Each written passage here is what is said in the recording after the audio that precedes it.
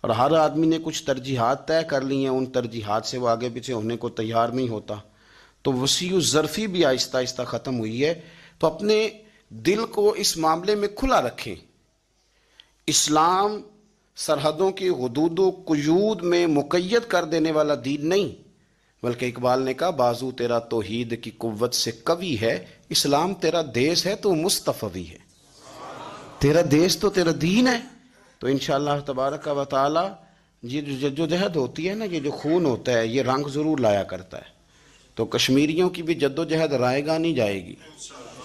انشاءاللہ تعالی ایک وقت آئے گا کہ ان کے لیے آزادی کا سورج طلوع ہوگا اور بڑی ساری روشنیاں پھیلیں گی۔ خون پھر خون ہے، یہ ٹپکے گا تو جم جائے گا، دست قاتل پہ جمے یا کف صحرا پہ جمے، اس نے جم تو جانا ہی ہوتا ہے، کبھی قاتل کے ہاتھوں پہ جمتا ہے، وہاں نہ بھی جمے تو زمین پہ تو جم ہی جاتا ہے۔ چلنے والوں کو احساس تو ہوتا ہی ہے کہ یہاں کسی کا خون جمع ہوا، تو یہ خون پھر خون ہے، جب بھی ٹپکے گا یہ جم جائے گا، دست قاتل پہ جمے یا کف صحرا پہ جمے، یہ جم جائے گا۔ اللہ تبارک و تعالی امت مسلمہ کو ایک بنائے، نیک بنائے اور حضور کی غلامی پہ جمع فرمائے۔